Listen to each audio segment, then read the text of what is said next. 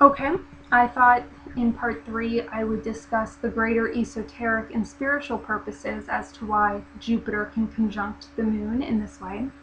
One of the issues here is that when we see Jupiter and the moon in this position, as I said before, it brings focus to the desire to understand the spiritual laws of right human relationships. This means behaving ethically and morally in one-on-one relationships. This can mean marriage, romantic relationships, or business partnerships.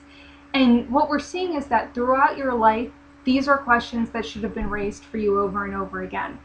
It's your needs versus the needs of the other person. Are you sacrificing too much? Are you compromising too much?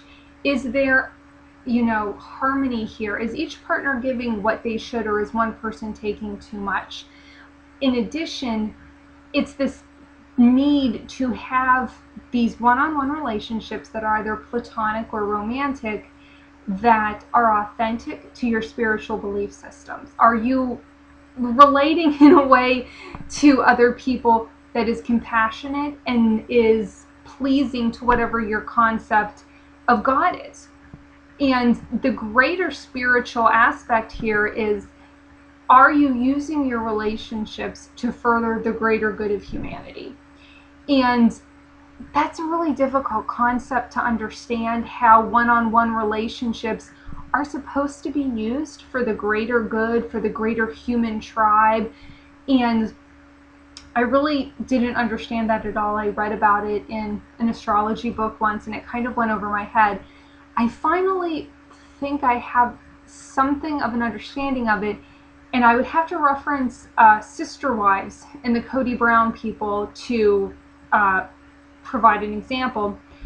Their concept of one-on-one relationships is that in this polygamous marriage, each of their one-on-one relationships with Cody is for the greater good. They're constantly making sacrifices for the other sister wives, and then, for the greater harmony of this huge Brown family and all the children that are involved. We're starting to talk about the order of right human relationships here, and their relationships have to be pleasing to their God. Beyond that, we if you've read about the community that the Browns come from at all, back in Utah, they really have a closed community that is full of nothing but polygamists.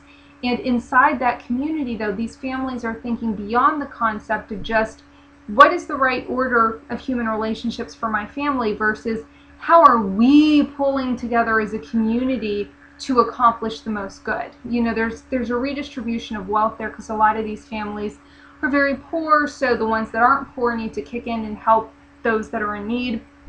So you start to see the sense of tribalism kick in. So it's these one-on-one marriages being used in turn to not only please God and honor their spiritual beliefs, but to serve the greater good.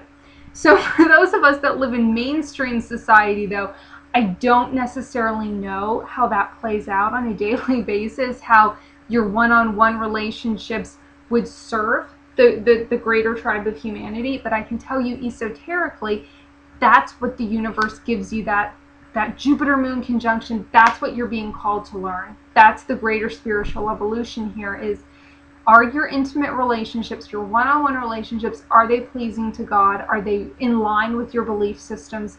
Is there compassion there? And how, in turn, can you use this to serve the greater good overall?